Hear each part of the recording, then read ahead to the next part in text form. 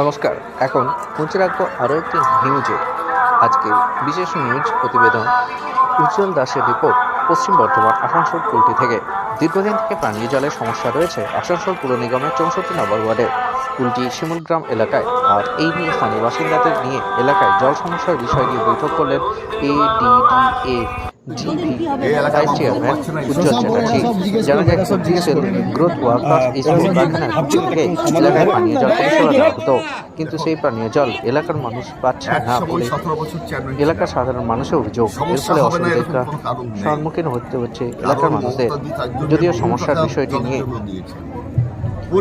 সমাধানের কথা বলেছেন এডিডিএ ভাইস চেয়ারপারসন উজ্জ্বল চ্যাটার্জি। দাদা, আপনি কি সেলফ কর্তৃপক্ষতে কথা করবেন? আমি ভাইস চেয়ারম্যান প্রশাসনকে সাথে নিয়ে কথা বলব। আমি একবার নিজের টাকার এস্টিমেটটা করে নিই, টাকার ব্যবস্থাটা কোন কোন জায়গা থেকে আমি করতে পারবো।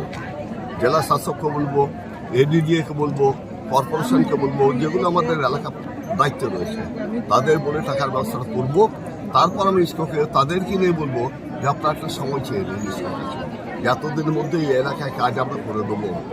এই সময়টা চেয়ে ততদিন ইস্কো জলটা দেবো।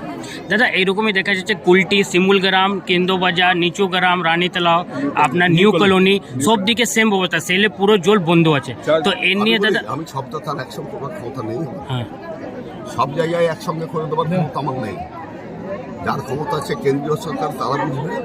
আমার যেখানে মানুষ গিয়েছিল, আমি সেই এলাকার মানুষকে সাথে নিয়ে তাদের সমস্যার সমাধানটা করি, পরে তো চিন্তাটা সবারই জন্য করবো। সেই মতো আমার কাছে আগামী সপ্তাহে যারা গিয়েছিলেন, আমি তাদেরকে কথা দিয়েছিলাম যে সোমবার দিন যাবো, এবং সেই মতো আজকে এসেছি। সকাল থেকে আমার কাছে এখানে লোকেরা গিয়েছিল এবং আমার সকালে গিয়েছিল। আমি এক্ষুনি ইঞ্জিনিয়ারের সাথে কথা বললাম, উনি কালকে আসবেন শুধু এই এলাকার পাইপ লাইন সম্পর্কে, এবং জল যাতে প্রত্যেকটি জায়গায় পাওয়া যায়। প্রত্যেকটি মানে আমার শিমুলগ্রাম এলাকা